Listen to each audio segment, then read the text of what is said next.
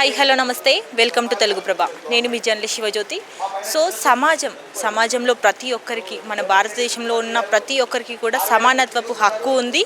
కానీ ఇక్కడ మరగుజ్జులను గుర్తించట్లేదు ప్రభుత్వం అంటూ మాకు ప్రత్యేకంగా ఒక వెహికల్ ఇప్పించండి, మేము కనీసం బస్సు ఎక్కడానికి కూడా మాకు చాలా ప్రాబ్లం అవుతుంది అంటూ కూడా ఇప్పుడు మనతో మరగుజ్జులు ఉన్నారు. వారిని అడిగి వారి సమస్యలు ఏంటో వారి మాటల్లో తెలుసుకుందాం. ఇప్పుడు సమస్య బాగా ఉంది. మాకు ఇల్లు ఇవ్వాలి కదా ఫస్ట్. మేము జీవన ఉపాధి మాకు లేదు. పింఛన్ తోటి ఎట్లా బతుకుతాం మేము? ఒక ఇల్లు ఇస్తే దానివల్ల ఏమైనా బతుకుతాం. పింఛన్ తింటాం పెడతాం. పిల్లలు కూడా ఉన్నారు, పిల్లలకి ఎట్లా చదివించుకోవాలా? ఏం చేయాలి మేము? బాబు కూడా అట్లానే ఉన్నాడు. మా ఫ్యామిలీ మొత్తం పెట్రోలే ఉన్నారు. పెళ్ళైంది, 2 పిల్లలు ఉన్నారు. నాకు పిల్లలు కూడా అట్లనే ఉన్నాడు. మా హస్బెండ్ కూడా నా లెక్కనే ఉంటాడు. మాకు జీవన ఉపాధే లేదు. అంటే 7 సంవత్సరాల నుంచి తిరుగుతున్నాను నేను గవర్నమెంట్ చుట్టూ ఇల్లు గురించి. చాలా తిరిగినా కానీ నాకు ఏ గవర్నమెంట్ ఇల్లు ఇవ్వలే. ఈ గవర్నమెంట్ అయినా ఇస్తుందేమో అని అడుగుతున్నా కానీ ఎవరు ఇస్తలేరండి. మస్తు బాధ ఉంది మాకు. కానీ గవర్నమెంట్ పట్టించుకుంటారు. చెప్పండి, మీరు ఎటువంటి సమస్యలు ఫేస్ చేస్తున్నారు? నమస్తే అండి. సమస్యలు అంటే 1, 2 అని కాదండి, చాలా ఉంటాయి. మేము బయటికి వెళ్ళాలన్నా చాలా ఉంటాయి సమస్యలు. బయటికి వెళ్ళాలంటే ఇప్పుడు ఫ్రీ బస్సులో పెట్టిళ్ళు హ్యాపీ, బట్ అందులో ఎక్కడానికి అసలు మాకు లేదు. ఎంతమంది, ఎంత జనాభా అంటే ఎక్కిన తర్వాత కూర్చోవడానికి కూడా ఉండట్లేదు. అందులో ఇంకా పిల్లలు ఉన్న వాళ్ళ పరిస్థితి, మరుగుజ్జులకి. మాకు పిల్లలు ఉన్నారు, మాకు పెళ్ళయింది, కొంతమంది పెళ్ళి కాని వాళ్ళు ఉన్నారు. అందులో పిల్లలు ఉన్న వాళ్ళు ఎత్తుకొని ఎక్కాలి అంటే కనీసం రెస్పెక్ట్ ఇచ్చి కూడా లేవడం లేదు. అలాంటప్పుడు కొంచెం మనకి అన్ని బస్సులలో ఫ్రీ కాకుండా కొంచెం 50% తీసుకుంటే బాగుంటుంది కదా. అట్లా తీసుకొని మాకు ఇవ్వండి. మేము మొత్తం ఫ్రీగా ఇవ్వమనట్లేదు బస్సులలో. ఇదొకటండి. ఇంకా బ్రతకాలి అని అంటే మాకు విద్య ఉండి కూడా ఇంట్లోనే ఉంటున్నాం. చదువుకున్నా ఎంఏ బీఈడి నాది. టెట్ 5 మార్క్స్ కాడ క్వాలిఫై కాలేదు. అట్లా ఉన్నాను. నేను ఇంతకుముందు ప్రైవేట్గా ఫీల్డ్ వర్క్ చేశాను, పర్లేదు. నా విషయం పక్కన పెడితే మా లాంటి వాళ్ళు చాలామంది ఉన్నారు. నేను ఫీల్డ్ వర్క్ చేసిన సోషల్ వెల్ఫేర్, అది ఏంటంటే NFHS 5 అని హెల్త్ సర్వే అన్నమాట నాది. అప్పుడు ఒక 6 మంత్స్ చేశాను. తర్వాత ఇప్పుడు ఖాళీగానే ఉంటున్నా. ఒక పాప ఉంది కాబట్టి నాకు ఇంకా సర్టిఫికెట్ కూడా లేదు మేడం.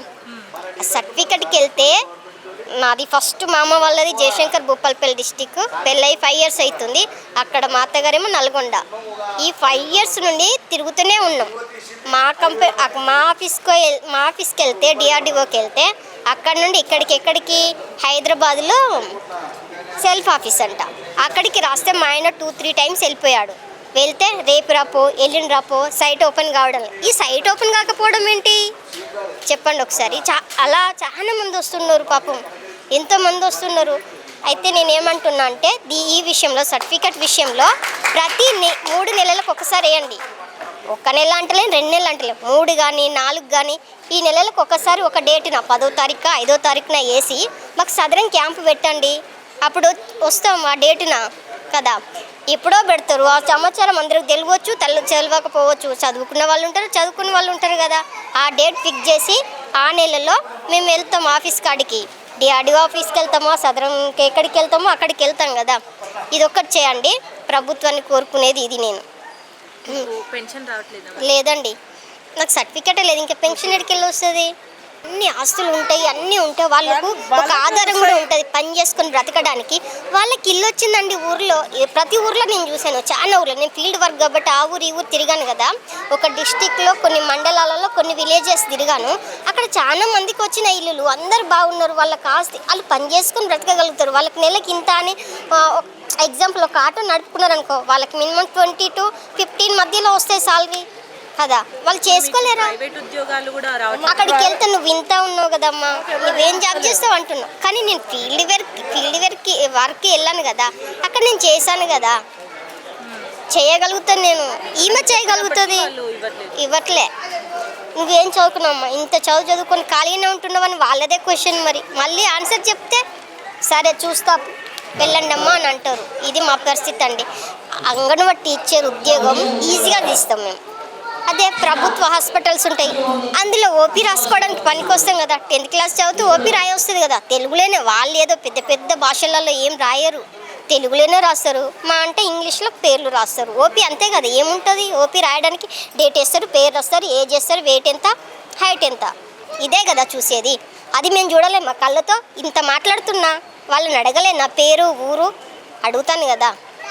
ఆ విషయం కొంచెం మన సీఎం గారు కానీ ప్రభుత్వం కానీ ఎవరైనా, ఏ కేంద్ర ప్రభుత్వమైనా రాష్ట్ర ప్రభుత్వమైనా పట్టించుకుంటే మేము బ్రతకగతాం, ఇంకొకరి మీద ఆధారపడం. మా అమ్మ నాన్న వాళ్ళు ఎంత డిమాండ్స్ అయితే మేడం, విద్య, వైద్యం, ఇల్లు, ఇవి జాబ్ అనేది కన్ఫర్మ్ ఉండాలి. ఎవరు ఏ ఎడ్యుకేషన్ చదువుతారో ఆ అర్హతకు తగ్గట్టుగా మాకు జాబులు ఉండాలి, పిల్లలకి ఉద్యోగం ఉండాలి. చదివించడానికి ఎవరైనా డొనేట్ చేసే వాళ్ళు ఉంటే అట్లా కానీ, లేకుంటే ప్రభుత్వం కానీ చేయొచ్చు. మీ సమస్యలు ఏంటి? సేమ్ అదే ప్రాబ్లం మేడం. అది ఏమున్నదండి అంటే చదువుకున్న వాళ్ళు ఉన్నారు, చదువు లేని వాళ్ళు కూడా ఉన్నారు, తెలివి ఉన్న వాళ్ళు ఉన్నారు, తెలివి లేని వాళ్ళు ఉన్నారు. లేరు అని అనట్లేదు. ఇంట్లో నలుగురు మరుగుజ్జులు ఉంటే ఒక్కరికి పెన్షన్ వస్తుంది. అందరితో పాటు 4,000 ఇస్తారు. మేము ఎన్ని సమస్యలు, మేము ఎదగాలంటే, మేము నడవాలంటే మా జీవన ఉపాధి ఏడ పెట్టుకుంటలేరండి. మేము ఖాళీ నేను ఏం చేస్తా అంటే 4,000 జీతంతోనే ఫ్యామిలీ మొత్తాన్ని గడిపిస్తున్నాం. ఫ్యామిలీకి మొత్తం గడుపు, అది కూడా మా రెంట్ ఇండ్లేనండి. మేము 4,000 అలా తినాలా, రెంట్ కట్టుకోవాలా, మేము మా పిల్లలను చదివించుకోవాలా, మేము ఏమి చేయాలి. 5,000 అని కాదండి, మేమైతే ఇప్పుడు 10,000కి డిమాండ్ చేస్తున్నాం. మేమైతే ఇప్పుడు ఇది ఏంది వీల్ చైర్లో కూర్చొని బొక్కలు వీక్ ఉన్న వాళ్ళని, నాకు కొంచెం తెలియదు, కొత్తగా వచ్చినాను, వాళ్ళు 15,000 చేస్తున్నారు. ఇప్పుడు 15,000 అడుగుతున్నారు, మేము 10,000 అడుగుతున్నాం. మాకు అది డిమాండ్ కావాలి. మరుగుజ్జులకు ఇప్పుడు ఒక బస్సు ఎక్కితే సీట్ ఇవ్వట్లేదు, పట్టుకోలేము, పైన కింద పట్టుకోలేము. సీటు గుద్దుకుంది నాకు మొన్న 3 months కింద ఇక్కడ గుద్దుకుందండి. నా పరిస్థితి ఏందండి చెప్పండి మీరు. సీటు కూడా ఇవ్వట్లేదు మాకు. మాది ఏంది పొజిషన్, మాది చెప్పాలి, గవర్నమెంటే చెప్పాలి. మాకు ఒక చీపురు పని చేయలేమా అండి, మేము సఫాయి పని చేయలేమా, ఏదన్నా చిన్న పని చదువు రాని వాళ్ళని చేయలేమా, నార్మల్గా ఉన్న వాళ్ళని పెట్టుకుంటారు. మేము మెడికల్ షాప్లో మందులు ఇవ్వలేమా అండి, కూర్చొని మందులు ఇవ్వలేమా, ఇది హాస్పిటల్లో మేము రాసుకోలేమా, ఇప్పుడు ఆర్టీసీ బస్సులలో మైకులో మాట్లాడలేమా, ఈ బస్సు వస్తుంది ఆ బస్సు వస్తుంది అని మేము ఏమి చేయలేము. ఇంట్లో స్టూల్ వేసుకొని వంట చేస్తాం మేము, 2 కిలోల గిన్నె వంచేటోళ్ళము, బయట పని చేయలేమా అండి మేము. ఎందుకు పొట్టి వాళ్ళంటే గట్టి వాళ్ళమే మేము. మీరు హైట్ను చూసి అందాన్ని చూసి జాబులు ఇస్తుర్రు కానీ మమ్మల్ని చూసి ఇస్తలేరు, పని చూడట్లేదు. ఇది మా టాలెంట్ చూస్తలేరు. మా టాలెంట్ చాలా ఉన్నాయి, గుర్తించట్లేదు అండి. గవర్నమెంట్ని గుర్తించాలని కోరుకుంటున్నాం, అదే కోరుకుంటున్నాం. కానీ మాకు పెన్షన్ అయితే 4,000 సరిపోవట్లేదు, 10,000 కావాలని అనుకుంటున్నాం. ఒకరికి వస్తుందండి. నాకు ఒక పాప, మా ఈయన కూడా హ్యాండిక్యాపే, ఈయన కూడా హ్యాండిక్యాపే, కానీ బొక్కలు వీక్ ఈయన కూడా హ్యాండిక్యాపే కాదని అంటే. ఈయన ఖాళీ ఏదో ఒక షాప్లో కూర్చొని పని చేస్తాం. ఈయనకు రోజు వచ్చేది 200 కూలి, నాకు 4,000 పెన్షన్. మీరు లెక్కేసుకోండి మేడం, నాది కిరాయి కట్టుకుంటానా, 4,500 కిరాయి నాది, కిరాయి కట్టుకుంటానా, కరెంట్ బిల్లు కట్టుకుంటానా, నేను ఏం తింటా చెప్పండి మీరు. మా పాపని ఇట్లా చదివించాలి. పాప చదువుకుంటుందండి. పాప 5th క్లాస్. గవర్నమెంట్ స్కూల్ అండి, ఇంకా ప్రైవేట్లో వేసి ఎంత ఉన్నదా అండి మీరు చెప్పండి అండి. నా ప్రాబ్లం అయితే అదే అండి. అందరికీ ఉన్నాయి ప్రాబ్లమ్స్. నాకు ఒక పాప అయ్యేటికే నాకు బాధ అవుతుంది. ఒక్కొక్కరికి 2-3 ఉన్నాయి. కిరాయిలు ఇల్లు మాకు చాలా, డబుల్ బెడ్రూమ్లు కూడా ఇవ్వట్లేదు మాకు. అట్లా అని ఇల్లు కావాలని అంటే జీవన ఉపాధి కావాలని, జాబులు కావాలి, ఏదైనా జీవన ఉపాధి కలిగించాలి కదా. కూర్చున్న కాడ చేసుకుంటామండి మేము, అదే అని కోరుకుంటున్నామండి. గవర్నమెంట్ అంతకుమించి ఏం కోరుకుంటలేము మేము. మా పిల్లలు చూడండి అక్కడ ఉన్నారు, అంత హైట్. మా బాబు ఒక పాప, వాళ్ళకి ఎట్లా చదివించుకోవాలి మేము. మా బాబు కూడా అట్లానే ఉన్నాడు. మాకేందంటే ఉండడానికి ఇల్లు కావాలి ఎట్లయినా సరే, అది ఒక్కటి ఇస్తే చాలని కోరుకుంటున్నాను నేను. మేము అంతే మరుగుజ్జులే మేము. కష్టం అవుతుంది చాలా. తిరిగినా అన్ని గవర్నమెంట్ కాడ తిరిగినా కానీ మాకు ఏం సహాయం చేస్తలేదు, ఏ గవర్నమెంట్ అయినా కానీ ఏం లేదు. ఆ బాబుకి హెల్త్ సరిగా ఉండదు అసలు. నెలకి ఒక బస్సు ఎక్కలేకపోతున్నామండి, ఒక వెహికల్ ఇవ్వంటే వెహికల్ కొనే అంత శక్తి లేదు అండి మాకు, సోమత లేదు మాకు, శక్తి లేదండి మాకు, వెహికల్ కొనేంత లేదు మాకు. వెహికల్ అడుగుతున్నాము, జీవన ఉపాధిగా అడుగుతున్నామండి మేము. గవర్నమెంట్ అంతకు మించిదేం లేకుంటే పెన్షన్లు పెంచండి, కానీ పెన్షన్లు పెంచుకుంటూ పోతే రేట్లు కూడా పెరుగుతున్నాయండి. నా చిన్నతనంలో 70 రూపాయలు ఉండే నూనె ప్యాకెట్. ఇప్పుడు ఎంత అయిందండి? 150, 160, 170 అయ్యింది. ఒక 65 అయ్యిందండి. 165 అయ్యింది ఒక ఆయిల్ ప్యాకెట్. చెప్పండి, మీరే చెప్పండి. ఇక మేము ఏం కొంటాము, ఏం తింటాము చెప్పండి. అట్లా అని మా బాధలు. మీరు తినేటివే మేము తింటాము.